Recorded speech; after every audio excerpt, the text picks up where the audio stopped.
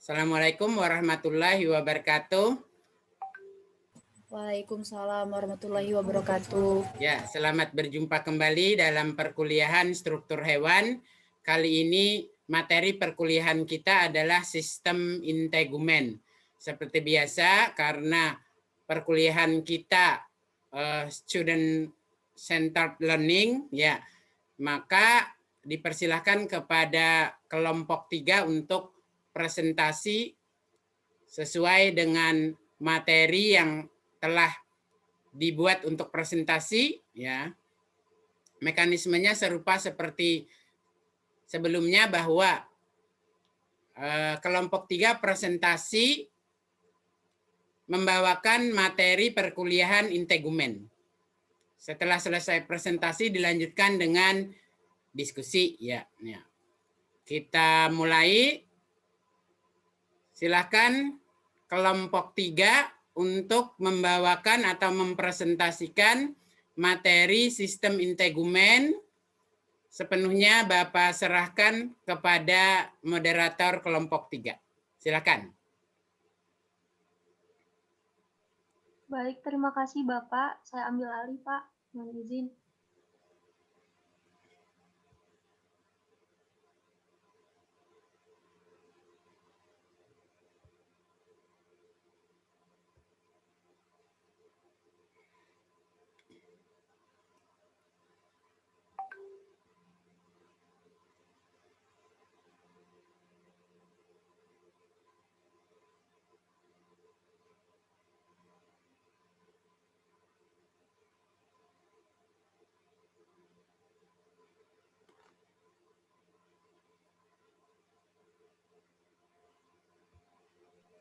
Baik, Assalamualaikum warahmatullahi wabarakatuh.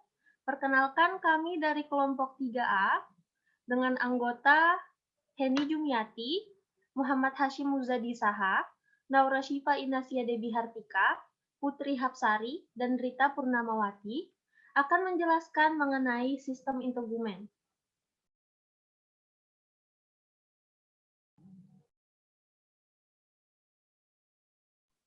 Untuk pengertian integumen akan dijelaskan oleh Heni Jumiati. Waktu dan tempat saya persilahkan.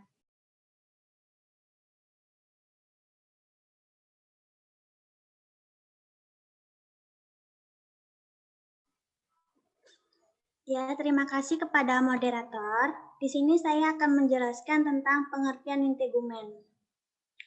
Integumen sendiri berasal dari bahasa Latin integumentum yang berarti penutup. Sistem integumen atau biasa disebut dengan kulit adalah sistem organ yang membedakan, memisahkan, melindungi, dan menginformasikan manusia terhadap lingkungan sekitarnya dan merupakan organ yang paling luas, di mana pada orang dewasa luasnya bisa mencapai lebih dari 19.000 cm. Sistem integumen itu meliputi kulit dan derivatnya. Kulit itu merupakan lapisan penutup yang umumnya terdiri atas 2 lapisan utama yang letaknya di sebelah luar jaringan ikat atau kendur. Sedangkan derivat integumen itu meliputi struktur-struktur tertentu yang secara ontogeni berasal dari salah satu dari kedua lapisan utama pada kulit yang sesungguhnya, yaitu epidermis dan dermis. Struktur-struktur yang mencakup kulit, rambut bulu, sisik, kuku, kelenjar keringat, dan produknya, yaitu keringat atau lendir. Sekian, saya kembalikan kepada moderator.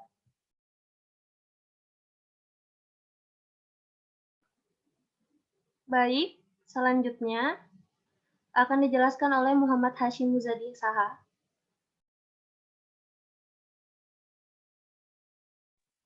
Ya, apakah terdengar, moderator? Iya, terdengar. Ya, selanjutnya itu mengenai fungsi integumen. Seperti yang dijelaskan oleh pemateri sebelumnya, integumen itu berarti penutup yang berasal dari bahasa integumentum yang terdiri dari kulit dan derivatnya. Nah, jadi di sini ada beberapa fungsi dari integumen.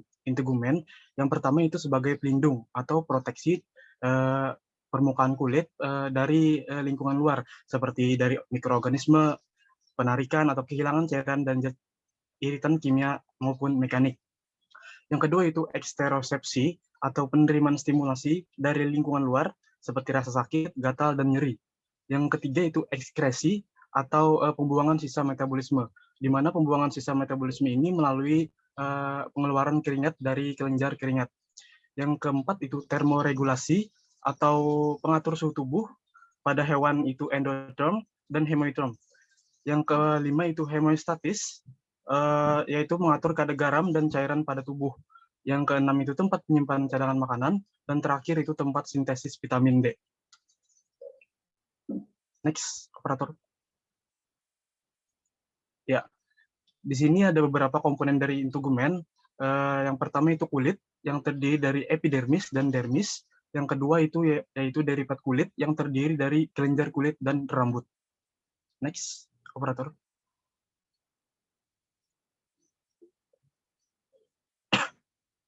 Yang pertama itu kulit. Dilihat dari strukturnya, kulit terdiri dari dua lapisan. Paling luar disebut epidermis, yang tersusun atas epitelium atau jaringan pelindung tubuh, yang terdiri dari squamosa bergaris, dan lapisan di bawahnya yang disebut dengan dermis, yang tersusun dari jaringan ikat tidak beraturan. Nah, pada dasarnya kulit ini terdiri dari 3 lapisan, di mana permukaan luar itu disebut epidermis, yang permukaan tengah disebut dermis, dan permukaan paling bawah atau dasar disebut hipodermis. Tapi hipodermis sendiri bukan lagi lapisan kulit, karena pada hipodermis ini terdapat sebagian besar jaringan lemak yang menjadi bantalan dari isolasi panas tubuh. Nah, jadi kulit tadi terdiri dari epidermis dan dermis. Kedua lapisan tersebut berlekatan dengan erat. Tepat di bawah dermis terdapat lapisan hipodermis atau fascia superficial, yang terutama tersusun dari jaringan adiposa yang bukan bagian dari kulit tadi. Lapisan ini banyak mengandung lemak. Next, operator.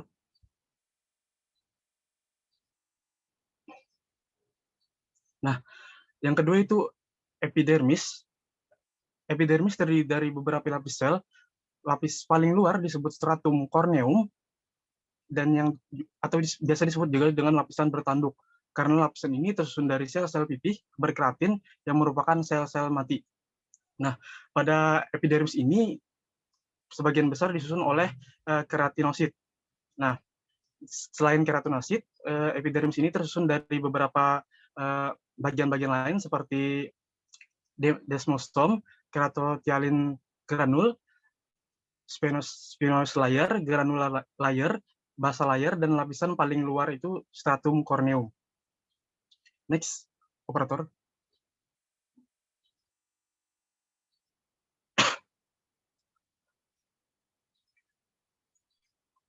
Ya, selanjutnya itu dermis. Dermis tersusun atas jaringan ikat, terdiri dari 2 daerah utama, yaitu daerah papilar dan daerah retikular. Seperti pada epidermis, ketebalannya tidak merata. Misalnya dermis pada telapak tangan dan telapak kaki lebih tebal daripada di bagian kulit yang lain.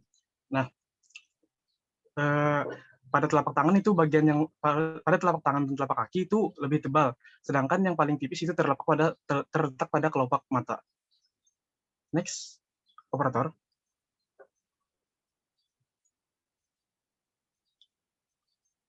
Nah, ini bagian-bagian dari dermis, atau lapisan papilar dan lapisan retikular. Bisa dilihat itu lapisan papilar, digambar itu papillary layer, dan lapisan retikular itu reticular layer.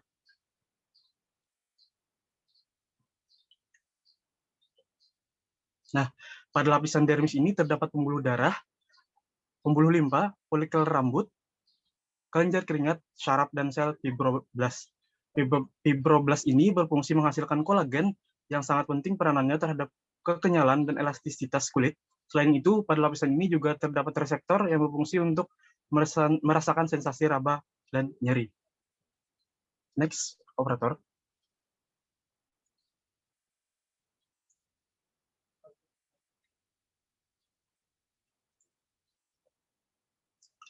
Selanjutnya itu derivat kulit.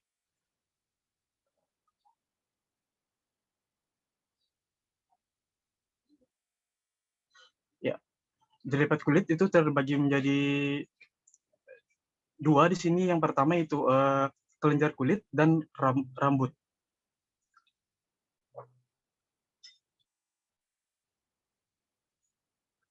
Next, operator.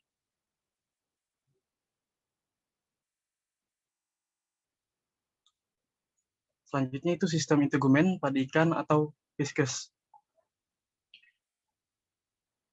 Sistem integumen pada ikan itu dibagi menjadi 3. Yang pertama itu kulit, yang kedua itu lendir, dan ketiga itu sisik.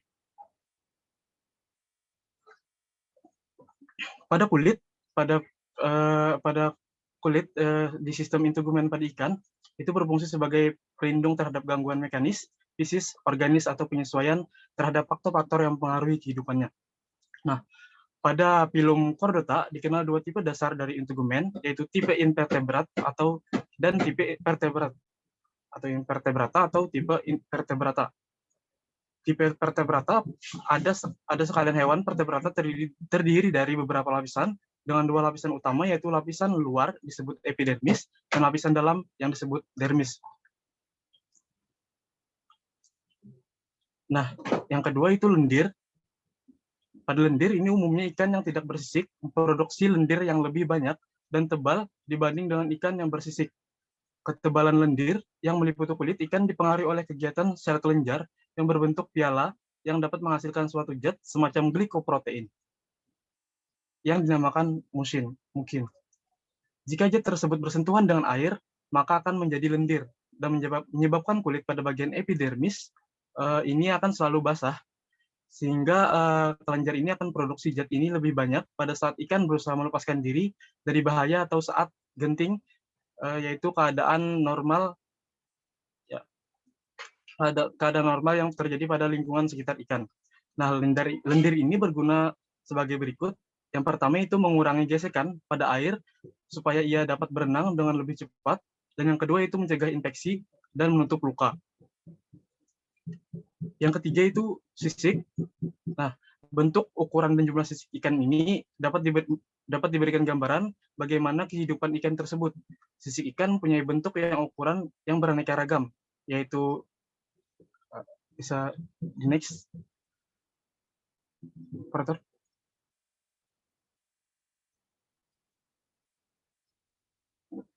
Next lagi.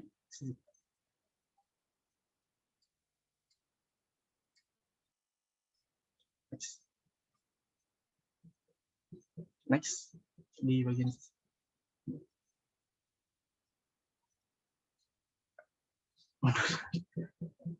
pada bagian sisik tadi.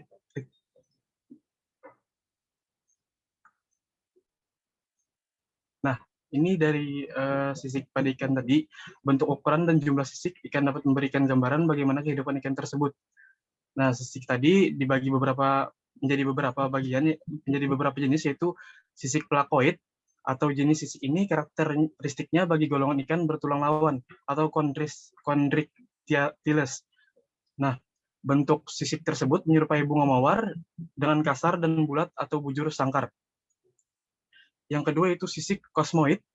Sisik ini hanya ditemukan pada ikan fosil atau ikan primitif yang sudah punah dari kelompok Crossopergi dan Dipnoi. Sisik ikan ini terdiri dari beberapa lapisan yang berturut-turut. Dari luar adalah pitrodentin yang dilapisi semacam enamel.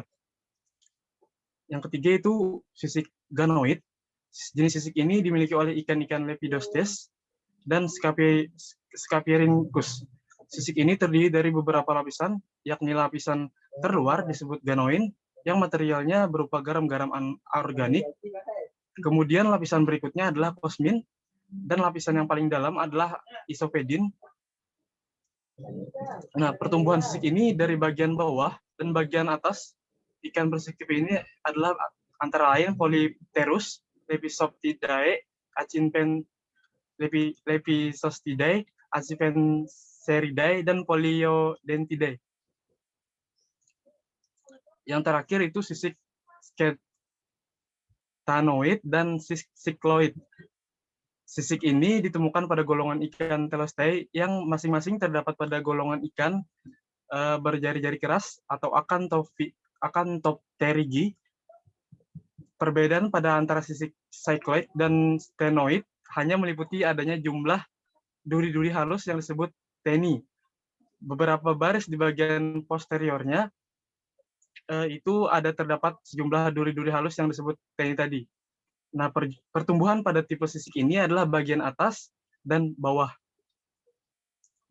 Pada bagian atas dan bawahnya itu tidak mengandung dentin atau enamel, dan kepipihannya sudah tereduksi menjadi lebih tipis, fleksibel, dan transparan.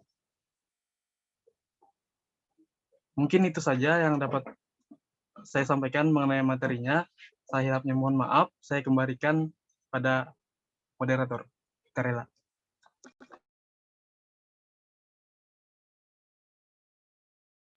Baik, terima kasih kepada Hashim atas materi yang telah disampaikan. Selanjutnya adalah sistem integumen pada amfibi yang akan dijelaskan oleh Saudari Rita Purnamawati. Waktu dan tempat kami persilahkan.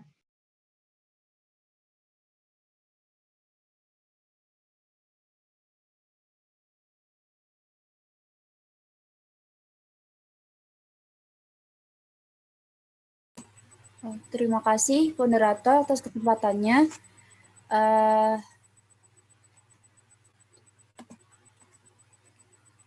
Sistem integumen pada amfibi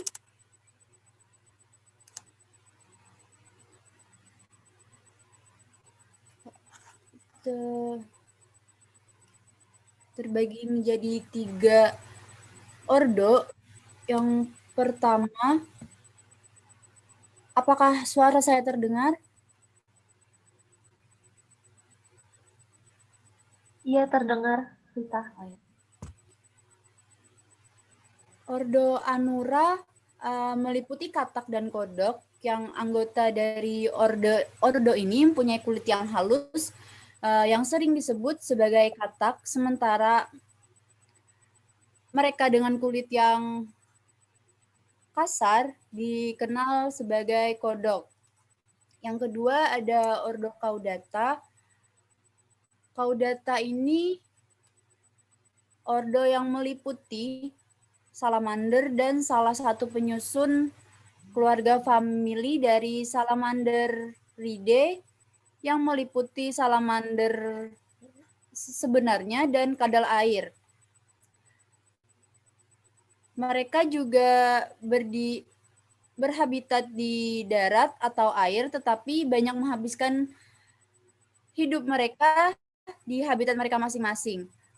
Ketika di darat, mereka kebanyakan menghabiskan hari dengan bersembunyi di bawah batu atau kayu bulat atau di vegetasi padat yang muncul pada sore dan malam untuk makan cacing, serangga, dan invertebrata lain. Ordo yang terakhir atau yang ketiga yaitu Gymnophiona yang termasuk dengan ciri-ciri panjang, silinder, dan binatang tanpa kaki yang menyerupai cacing. Kulit mereka memiliki lipatan melingkar yang meningkatkan kesamaan mereka untuk segmen cacing tanah.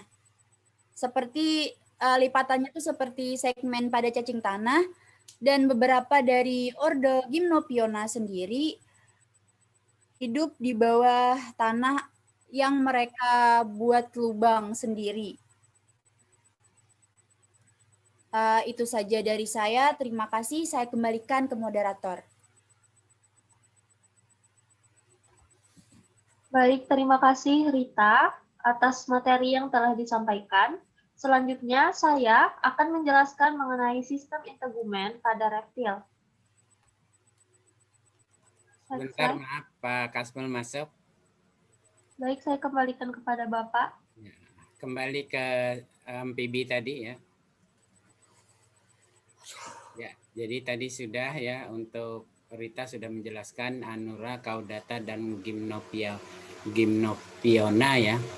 Kemudian kita lihat gambar di kiri ya. Gambar di kiri kulit amfibi, struktur kulit amfibi ya. Di dalam struktur kulit amfibi ya ada 3 bagian utama, yaitu epidermis, stratum spongiosum atau dermis ya. Ini sudah bagian dari dermis, dan stratum compactum ini juga sudah bagian dari dermis. Kita mulai dari epidermisnya, terlihat ya. Terlihat epidermis hampir serupa dengan struktur umumnya, tapi lebih sederhana ya. Epidermis lebih sederhana dengan stratum-stratum komponen yang tidak serumit pada mamalia ya, tidak serumit pada mamalia. Kemudian pada stratum spongiosum di dari dermis itu terdapat kelenjar mukosa ya, ada kelenjar mukosa lingkarannya. Kemudian ada daerah menyempit ke permukaan, nah itu adalah salurannya atau ductus kelenjar mukosa. Nah di stratum spongiosum inilah kelenjar mukosa diproduksi ya. Nah dia akan memproduksi cairan ya, terutama pada golongan amfibi yang di kulitnya beracun ya, yang di kulitnya beracun dari kelenjar mukosa ini ya, atau pada golongan-golongan amfibi yang kulitnya selalu basah ya. Pada golongan amfibi yang kulitnya selalu basah, maka mukosa dihasilkan oleh kelenjar mukus ini ya, dialirkan keluar melalui ductus mukosa. Ya, di sana lendir membasahi kulit ya, terutama pada golongan amfibi yang kulitnya selalu basah, dan biasanya yang kulit selalu basah ini habitatnya di air tentu saja. Kemudian di bawah ini adalah, kalau yang di atas ini gambaran struktur anatomi, mikroanatomi jaringan penyusun kulit amfibi yang dibuat dengan pewarnaan hematoksilin eosin. Kemudian yang di bawah ini skemanya ya, skemanya kita lihat. Kita lihat ini di kelenjar mukosa dindingnya dibangun oleh granula ya, dindingnya dibangun oleh sel-sel bergranula. Ya, kemudian nah ini juga dindingnya dibangun oleh sel-sel bergranula. Untuk yang kelenjar mukosa yang terdapat di stratum spongiosum bagian atas dari dermis. Sementara bagian atasnya lagi adalah epidermis ya. Epidermis juga dilalui oleh kelenjar mukosa ya, dilalui oleh kelenjar mukosa. Kemudian ada stratum corneum juga, di mana ini coba kita lihat gambarnya terbuka. Ini maksud terbuka ini adalah stratum corneum mengalami kornifikasi, sel-selnya menanduk, mati dan menebal. Ya, lalu lepas. Kenapa dia lepas? Karena mati tadi, sudah tidak mendapat asupan dari pembuluh darah lagi. Terkelupas, proses regenerasi juga termasuk ya. Kemudian ini di permukaan di bawah epidermis, lapisan pertama dari stratum spongiosum adalah apa ini ya, kurang jelas Bapak. Tolong dibaca. Stratum germinativum ya. Stratum germinativum ini sebenarnya bagian dari epidermis ya. Bagian dari epidermis, bagian terbawah, lapisan terbawah dari epidermis yang berbatasan dengan stratum spongiosum bagian awal dari dermis. Ya, stratum germinativum ini bersifat aktif membelah ya.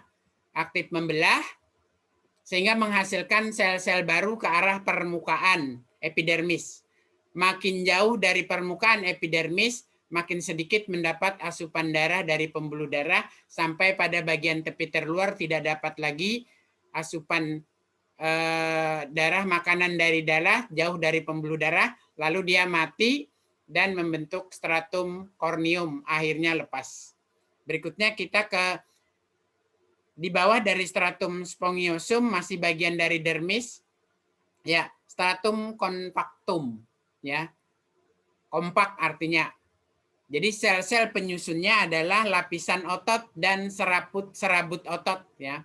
Serabut otot yang tersusun atas sel-sel yang lebih rapat ya, yang lebih rapat sehingga disebut stratum compactum. Nah, kemudian di bawahnya ini adalah membran basalis ya. Jaringan konektif ya, jaringan konektif atau jaringan penunjang yang membangun membran basalis ya. Silakan dilanjutkan.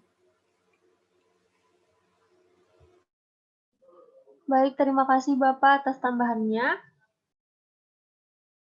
Selanjutnya adalah sistem integumen pada reptil yang akan dijelaskan oleh saya sendiri. Yang pertama adalah karakteristik sistem integumen pada reptil. Kalau teman-teman lihat di gambar di sebelah kanan, yang bawah, pada bagian atas terdapat bagian stratum corneum. Bagian itu adalah salah satu karakteristik dari reptil. Stratum corneum ini yang ada di reptil tebal dan berkembang dengan baik. Lalu pada bagian sisik epidermal sisik epidermal adalah penebalan dari stratum corneum, yaitu lapisan luar penutup epidermis. Karakteristik selanjutnya adalah tidak mempunyai kelenjar mukus, memiliki kelenjar glandular, dan dermis bagian atas memiliki banyak kromatofor yang nantinya bagi bunglon itu yang menyebabkan bunglon bisa berubah warna.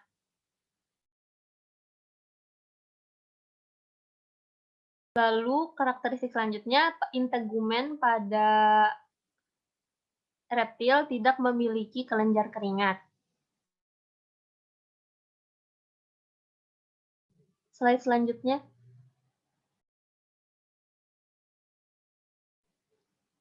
Selanjutnya adalah derivat-derivat pada reptil. Yang pertama adalah kelenjar femoral pada kadal jantan. Kelenjar femoral ini fungsinya adalah pada saat kadal akan melakukan proses perkawinan. Jadi ketika proses perkawinan, kelenjar-kelenjar ini akan mengeluarkan zat atau sekret yang lengket, kemudian mengeras menjadi seperti duri pendek yang berfungsi memegang betina ketika proses perkawinan. Lalu ada karapase dan plastron pada penyu. Karapase ada di sebelah kiri dan plastron itu yang di sebelah kanan. Jadi karapase itu yang tempurung dari kura-kura, dan plastron itu yang ada di bagian bawah kura-kura. Lalu selanjutnya sisik tanduk atau sisik epidermal pada ular yang terdapat pada ekor ular derik. Selanjutnya.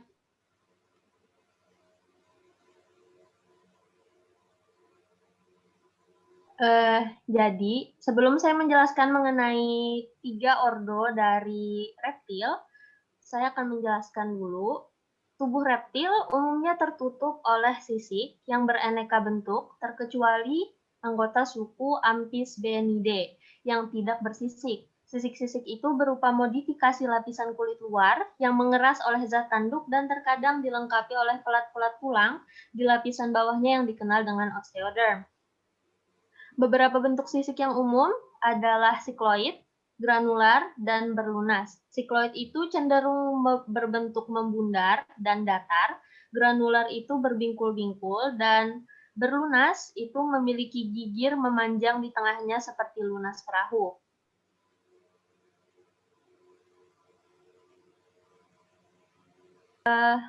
Integumen pada reptil tidak memiliki kelenjar keringat, lalu epidermisnya mengalami keratinisasi sehingga bisa berganti kulit. Prosesnya bagian epidermis atas itu akan mati dan lama-lama mengelupas. Lapisan ini ikut hilang apabila hewan berganti kulit. Pada kalotes, bunglon, integumen mengalami modifikasi warna. Perubahan warna ini dikarenakan adanya granulea, pigmen dalam dermis yang terkumpul atau Selanjutnya ordo-ordo dari reptil. Slide selanjutnya, sebelum.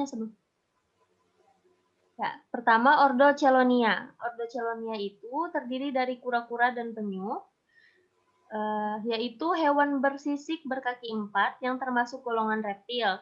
Bangsa hewan yang disebut ordo Testudinata atau Chelonians ini khas dan mudah dikenali dengan adanya rumah atau batok yang keras dan kaku. Batok kura-kura ini terdiri dari 2 bagian, yaitu bagian atas yang melindungi punggung disebut karapas atau karapase, dan bagian bawah atau ventral atau perut yang disebut dengan plastron. Kemudian setiap bagiannya terdiri dari 2 lapis. Lapisan luar umumnya berupa sisik-sisik besar dan keras dan tersusun seperti genting, sementara lapisan bagian dalam berupa lempeng-lempeng tulang yang tersusun rapat seperti tempurung. Perkecualian terdapat pada kelompok labi-labi dan jenis penyu belimbing yang lapis luarnya tiada bersisik dan digantikan lapisan kulit di bagian luar tempurung tulangnya. Slide selanjutnya. Ordo Squamata itu terdiri dari ular. Ular, sebagaimana reptil lainnya, memiliki sisik-sisik yang menutupi kulitnya. Tubuh ular tertutupi seluruhnya oleh sisik yang memiliki beraneka bentuk dan ukuran. Sisik-sisik itu berfungsi melindungi tubuh, membantu pergerakan, mempertahankan kelembaban, dan berguna dalam kamuflase dan mengubah penampilan. Dan untuk beberapa kasus juga membantu dalam menangkap mangsa. Sisik ular juga berevolusi dan berubah untuk melayani fungsi-fungsi tertentu. Misalnya, sisik bening berupa kaca arloji yang melindungi mata ular, serta yang paling aneh mungkin adalah kerincingan di ekor ular derik Amerika Utara yang terbentuk dari sisik-sisik mati yang tertinggal ketika ular melungsung atau berganti kulit. Sisik-sisik ular terutama berguna manakala ular bergerak, yakni untuk mengurangi gesekan dan substrat atau lingkungannya.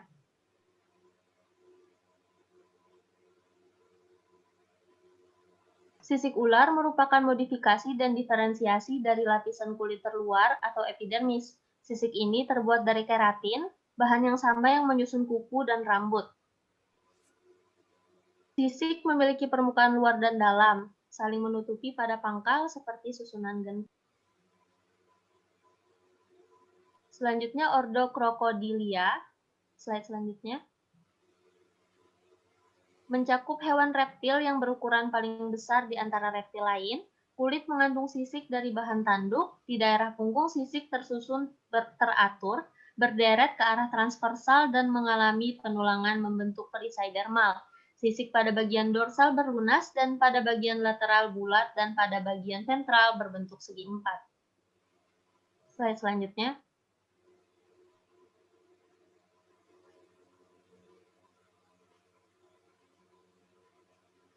Slide selanjutnya. Ke Bapak dulu ya, sebelum ke Apes. Pak Kaspul dulu. Baik Bapak, saya kembalikan pada Bapak Kaspul. Kembali slide-nya ke reptil awal.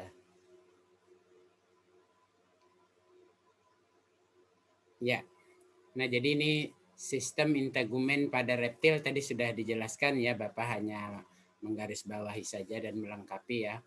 Kita lihat skema sistem integumen kanan bawah. Nah itu skema sistem integumen, lapisan-lapisan integumen pada reptil ya, lengkap ini ya. Kita lihat ada stratum corneum.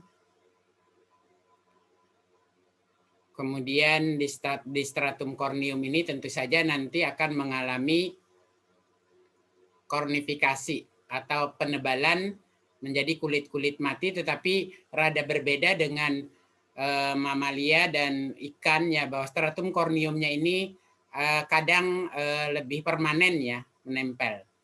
Kemudian di bawah stratum corneum ada lapisan epidermal terluar yang mengalami regenerasi. Hasil regenerasi maksudnya. Ya, lapisan epidermal terluar yang mengalami regenerasi atau hasil regenerasi ini terjadi dari pembelahan ya, pembelahan sel-sel lapisan epidermal dalam. Ya, lapisan epidermal dalam mengalami pembelahan, lalu membentuk zona Vision, daerah pembelahan. Nah, ini untuk lapisan epidermal. Jadi tadi ada dua lapisan untuk epidermal di bawah stratum corneum. Lapisan atasnya disebut epidermal luar, hasil regenerasi. Kemudian lapisan tengahnya zona pembelahan atau vision zona, dan lapisan di bawahnya adalah epidermal dalam yang juga mengalami regenerasi. Ya, epidermal dalam mengalami regenerasi, di bawahnya adalah epidermal sesungguhnya. Epidermal lama maksudnya ya, epidermal asal. Yang asalnya lalu ke atas-atasnya mengalami regenerasi. Di bawah lapisan epidermal ada lapisan stratum germinativum. Ya, jadi stratum germinativum inilah yang merupakan cikal bakal untuk epidermal yang mengalami regenerasi, ya, hasil pembelahan. Nah, hasil pembelahan dari stratum germinativum menjadi lapisan epidermal yang bergenerasi. Nah, lalu di bawahnya ada lamina basalis, ya. Lamina basalis sebelum ke lapisan dermis. Ya, sebelum ke lapisan dermis. Sekarang kita ke gambar atau skema kanan atas. Skema kanan atas itu adalah apa? Dia memfokus pada permukaan kulit dari reptil tadi ya, bagian epidermisnya. Kita lihat bagian epidermisnya. Ya. Bagian permukaannya di epidermis itu ada daerah horny scale dan hang region ya, yang jadi yang tajam horny skala ya, skala horny, kemudian lembahnya ya, lembahnya seperti huruf W ini, dasar huruf W ini adalah region hinge region ya. Nah, ini yang kadang-kadang sangat menebal dan keras, makanya lalu karena dia tidak juga memiliki kelenjar mukus sehingga kulit reptil kering. Ya, berikutnya gambar sebelah kiri. Ya, gambar sebelah kiri ini juga penjelasan dari kanan atasnya ya, bahwa di bawah epidermisnya ini, lapisan bawah paling bawah dari epidermis berbatasan dengan dermis ternyata ada osteoderm ya.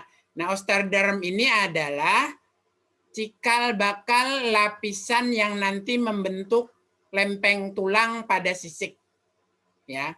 Kemudian juga di atas osteoderm terdapat melanopores ya, melanopora.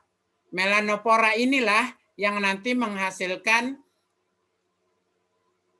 apa ya? Kromatopora ya, melanin ya, yang beradaptasi terutama pada reptil-reptil yang mampu kamuflase untuk berubah warna diatur di sini ya. Kemudian ini paling dasar dari hinge region adalah flexible hinge ya. Flexible hinge-nya inilah dia lebih dapat bergerak ya, sehingga dinyatakan fleksibel. Slide berikutnya. Ya, ini saya hanya menyoroti pada ini karafase sudah betul ya. Karafase ada menulisnya dengan karapax ya. Ada yang membacanya dengan karapax, ada yang membacanya dengan karafase, ada yang membaca dengan karafes. Ya. Karapak dan plastron pada penyu. Ya. Jadi rumahnya itu ya, rumahnya itu adalah karapak dan plastron. Bagian punggungnya disebut karapak dan bagian di perut adalah plastron. Pada bagian karapaks, bagian punggung dibangun oleh 3 baris. Sementara pada bagian ventral, perut dibangun hanya 2 baris. Kita lihat ini tanda-tandanya nanti di slide berikutnya. Berikutnya, ya. Nah, ini kita lihat. Karapaks dan plastron. Pada karapaks saya ulang ada 3 baris. Baris paling tepi, ya baris paling tepi Ya, karapak yang membangun baris paling tepi ini disebut adalah marginal M, makanya ini M kecil. Ya, ada M kecil marginal yang paling tepi. Kemudian pada bagian depan di atas kepala itu ada NU nukal atau nukal. Ya. Kemudian pada bagian bawahnya ada P dan P, pigal. Ya. Selain itu dia adalah M, marginal. Kemudian deret kedua. Deret kedua dari tepi C, kostal ya. Deret kedua dari tepi kostal. Kemudian deret tengah ini ada segi 5 dan ada segi 6. Ya, deret kedua segi 5 ya. 1 2 3 4 ya. Deret ke yang paling depan untuk deret tengahnya N, semua N adalah neural ya, karapaks bagian neural, deret tengah. Ya, deret tengah pertama dan deret tengah.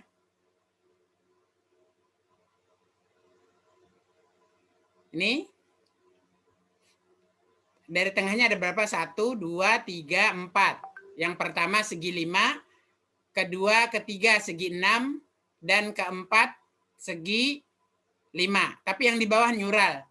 Ya, yang di bawah neural masih neural, berarti dia masuk tengah ya, bukan masuk C ya, bukan masuk C, dia masuk deret tengah. Yang paling bawah ini dia masuk deret tengah, neural juga. Ini juga segi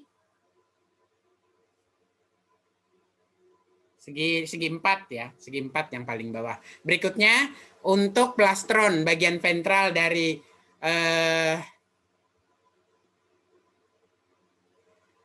Chelonia tadi ya, kura-kura dan penyu ya. Kita lihat hanya 2 baris ya, berarti bagian ventralnya hanya 2 lapis, hanya 2 baris.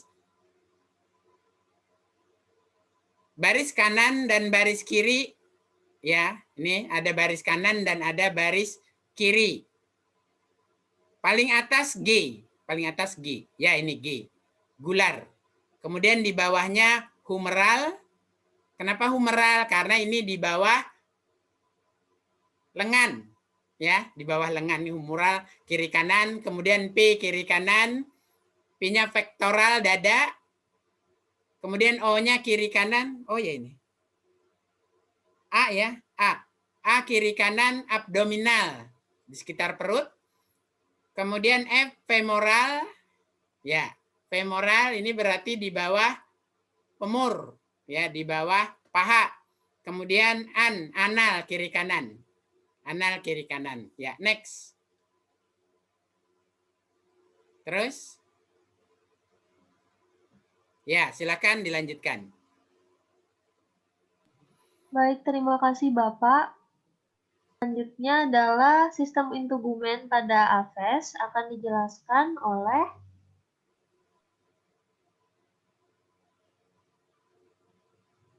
Putri Hapsari. Waktu dan tempat dipersilahkan.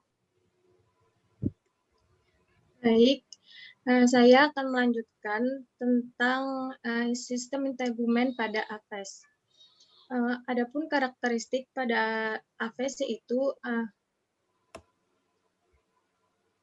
bulu ini adalah ciri khas kelas Aves yang tidak dimiliki oleh vertebrata lain. Hampir seluruh tubuh Aves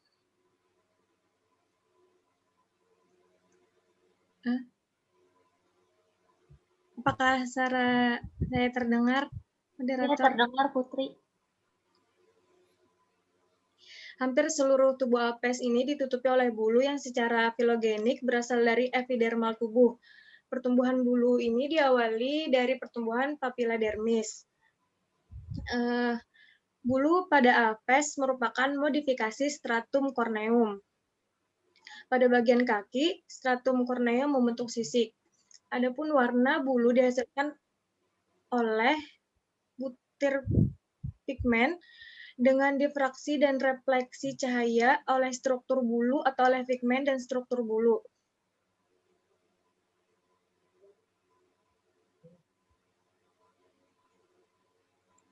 Pigmen pokok yang menimbulkan warna pada bulu adalah melanin dan karotenoid. Epidermis yang memiliki zat tanduk ditemukan pada bulu, paruh, cakar, dan taji. Kulit pada burung ini tipis, kering, dan tidak ada kelenjar, kecuali kelenjar uropigial dan kelenjar minyak. Nah, kelenjar uropigial ini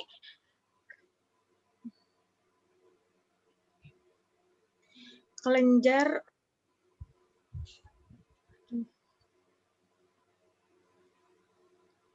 uropigial terdapat pada bagian dorsal ekor burung yang berfungsi untuk meminyaki bulu.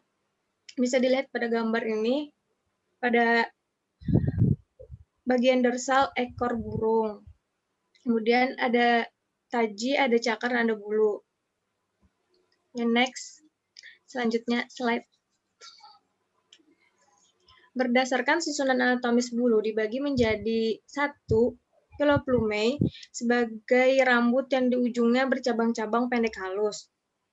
Kedua, plumulae berbentuk hampir sebagai piloplume dengan perbedaan detail.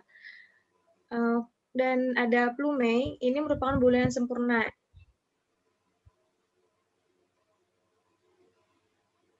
Menurut letaknya, bulu digolongkan menjadi 1, tetrikes yang menutupi badan, retrikes yang berpangkal pada ekor, dan remiges yang terdapat pada sayap. Ada parapterum yang menutupi daerah bahu, dan ada ala spuria sebagai bulu kecil yang menempel pada ibu jari. Ya, Bapak izin masuk. Sebelum ke mamalia, Bapak izin masuk dulu ya. Kembali ya, sini sudah ya. Kita lihat struktur integumen pada aves. Ingat ya, aves. Orang Banjar kadang-kadang apes ya. Nah, kalau aves itu burung. Kalau apes apa ya? Rugi ya? Atau apa ya apes? Bahasa Jawa itu dari bahasa Jawa. Rugi, Bapak. Rugi ya. Nah, ya. Kita lihat skema kiri atas. Skema kiri atas. Nah, ini adalah struktur jaringan penyusun integumen pada aves ya. Tadi sudah itu proses pembentukan bulu sudah dijelaskan ya. Saya soroti ke struktur lain ya, paling atas stratum corneum tentu saja yang merupakan pembangun utama dari epidermis aves ya, stratum corneum. Ya itu, stratum corneum. Berarti bagian ini mudah mengalami cornifikasi ya atau menanduk ya. Kemudian di bawahnya itu ada lapisan dermis ya, ada stratum malvigi batas antara epidermis dan dermis. Stratum malviginya bagian dari dermis. Stratum malviginya bagian dari epidermis. Ya. Kemudian di bawahnya tentu saja lapisan dermis ya atau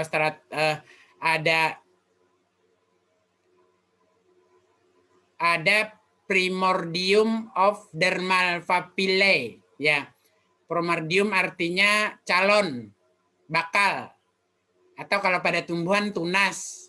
Tapi kalau pada hewan agak aneh ya kita bilang tunas bakal aja. Bakal papila dermal ya. Nah, itu ya bakal papila dermal. Kemudian di samping bakal papila dermal terdapat juga di dermis itu pembuluh darah yang seperti huruf Y dan otot involuntary ya, involuntary muscle, otot tak sadar ya, otot tak sadar. Otot tak sadar ini berfungsi untuk menegakkan bulu pada mamalia rambut ya. Nah, itu kemudian kita lihat di bawahnya ada lapisan kompak. Ya. Di bawahnya ya itu. Ada lapisan kompak. Ya, ada lapisan kompak atau compacta layer ya. Kenapa disebut kompak tadi? Karena sel-selnya lebih rapat ya. Sel-selnya lebih rapat. Nah, ini pembangun dermis. Kemudian di samping itu ada struktur papila dermal bulu permanen. Ya, itu di bawah itu ya. Papila dermal bulu permanen ke atas. Ya, betul. Ya, papila dermal bulu permanen. Kemudian ada lapisan pembuluh darah spongi ya. Ada lapisan pembuluh darah yang renggang. Ini. Kiri, kiri. Kiri, kiri, bawah. Di bawah blood vessel. Di bawah Y. Ya, ya, ya. Nah, itu adalah lapisan pembuluh darah spons. Selebihnya oke. Oh ya, ini tadi yang gambar kiri. Kanan. Gambar kanan bawah apa tadi? Uropigial ya. Uropigial itu bahasa Indonesianya brutu. Ya, brutu. Orang-orang Indonesia atau kita orang Banjar biasanya bagian ujung brutunya dibuang saat mau dimakan, nggak apa-apa sebenarnya ya. Nggak apa-apa sebenarnya karena itu kelenjar ya. Kelenjar yang menghasilkan minyak untuk meminyaki bulu-bulu supaya kedap air ya.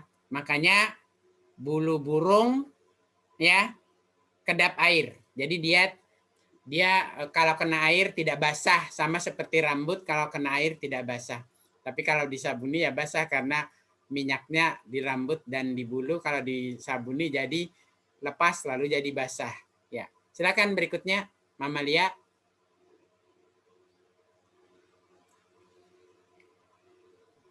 Baik, terima kasih Bapak atas masukan Bapak, atas tambahan Bapak. Selanjutnya adalah sistem integumen dari Mamalia yang akan dijelaskan oleh Henny Jumniati.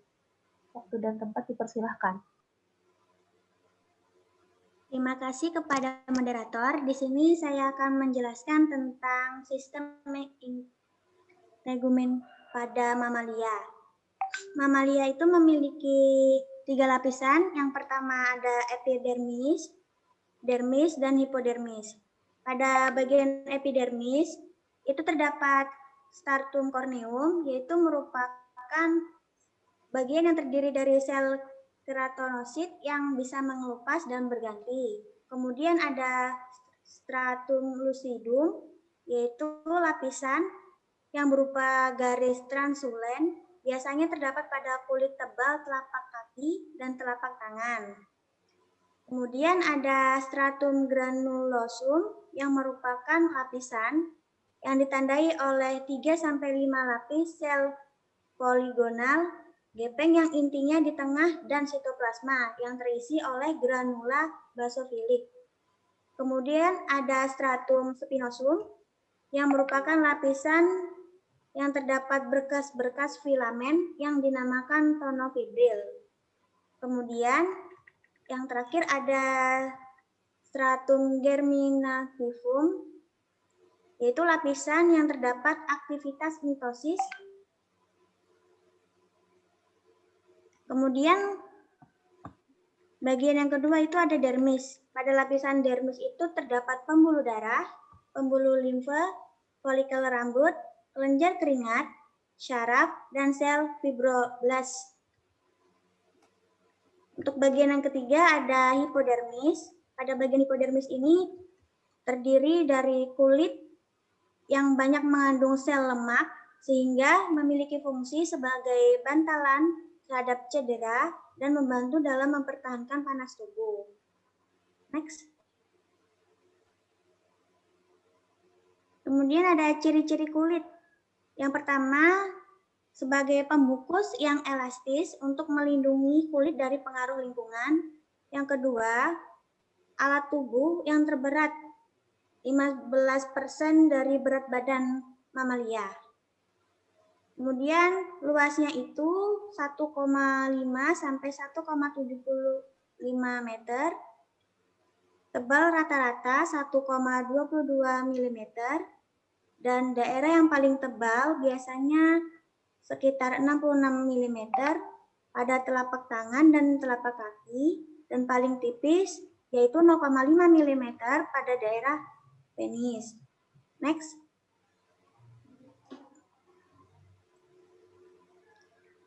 Menurut letaknya, bulu digolongkan menjadi 1 rambut, yang kedua kuku, yang ketiga tanduk, dan keempat kelenjar-kelenjar pada kulit.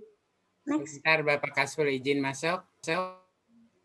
Ya, mungkin salah ketik aja ya. Jadi menurut letaknya derivat epidermis ya. Derivat epidermis digolongkan menjadi, silakan. Rambut, kuku, tanduk, dan kelenjar pada kulit. Silakan dilanjutkan. Ini Bapak. Next operator. Ya, yang pertama tadi ada rambut. Pada rambut ini terdapat 2 jenis rambut, yaitu ada rambut terminal dan rambut velus. Kemudian rambut ini memiliki fungsi satu, melindungi kulit dari pengaruh buruk, yang kedua menyaring udara, yang ketiga memiliki bersinergi dengan keseluruhan derivat kulit yang berfungsi sebagai pengatur suhu. Kemudian yang keempat adalah pendorong penguapan keringat, dan yang kelima sebagai indera paraba yang sensitif. Next. Rambut sendiri terdiri dari akar, yaitu sel tanpa keratin, dan batang, yaitu terdiri dari sel keratin. Bagian dermis yang masuk dalam kandung rambut disebut papil, yang memiliki 2 fase, yaitu anagen dan telogen.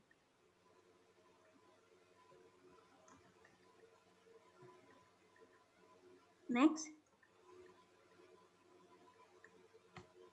Kuku adalah lempengan sel epitel berkeratin pada permukaan dorsal setiap palang distal.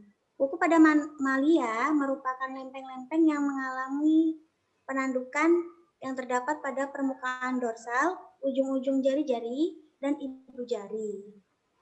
Bagian-bagian pada kuku yaitu ada 1, akar kuku, 2, lipat kuku proksimal, 3, ada eponychium, yang keempat ada dasar kuku, yang kelima ada matriks kuku, dan yang terakhir ada lunula. Next. Kemudian bagian tanduk. Tanduk ini tersusun atas 2 komponen utama, yaitu cangkang atas dan dasar, yang dihubungkan oleh tulang ribges. Tulang cangkang sendiri terdiri dari gabungan tulang iga dan vertebrata. Sedangkan plastron atau dasar terdiri dari tulang abdominal dan clavicle. Kemudian 2 lapisan pelindung dalam tempurung adalah lapisan tengah dan lapisan pelindung luar atau lamina. Next.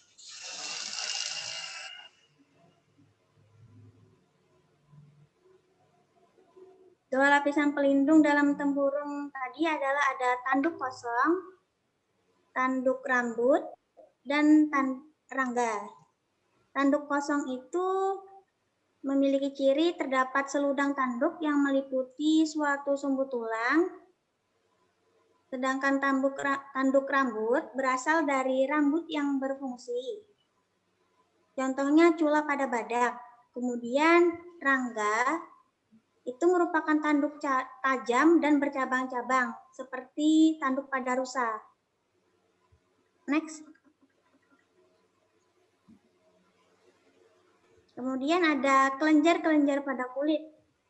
Yang pertama ada kelenjar Sabacea, kemudian ada mamae, ada keringat yang dibagi menjadi ekrin dan apokrin. Kelenjar Sabacea itu memiliki fungsi untuk mengontrol sekresi minyak ke dalam ruang antara folikel rambut dan batang rambut yang akan melumasi rambut sehingga menjadi halus, lentur, dan lunak. Sedangkan kelenjar mamae merupakan kelenjar yang terdapat pada payudara dan terdapat lapisan eksodram. Jaringan ini sangat sensitif terhadap hormon. Sedangkan kelenjar keringat tadi dibagi menjadi ekrin dan apokrin. Kelenjar ekrin itu terdapat pada semua kulit. Sedangkan jaringan keringat apokrin itu terdapatnya ada di aksil, anus, subskrotum, labia mayora, dan berm. Next. Kemudian kelainan pada sistem integumen. Yang pertama ada pioderma, yaitu merupakan kelainan yang terjadi akibat infeksi bakteri. Tanda yang paling umum pada kelainan ini adalah adanya skel, alopsia, dan kulit kemerahan. Biasanya terjadi pada anjing. Kemudian yang kedua ada impetigo. Impetigo ini merupakan infeksi pada kulit supersial yang tidak berambut. Biasanya terjadi karena faktor ada gizi buruk atau lingkungan yang kotor. Kemudian yang ketiga ada ulcer atau luka pada sisik ikan. Penyakit ini disebabkan oleh perilaku ikan hias yang biasanya stres sehingga menabrak pada akuarium ataupun kolam sehingga menyebabkan luka-luka pada tubuhnya. Kemudian yang keempat ada lesi pada ular derik pygmy. Biasanya menyebabkan peradangan granulomatosa yang disebabkan oleh patogen berupa jamur, bakteri, dan parasitus. Sekian materi dari saya kembalikan kepada moderator. Baik, terima kasih Heni Jumiati. Selanjutnya, sebelum sesi diskusi, saya akan kembalikan terlebih dahulu kepada Bapak Kaspul. Dipersilakan Bapak. Ya, terima kasih moderator Naura Siva. Ya. Kembali dulu ininya ya. Ya. Demikian tadi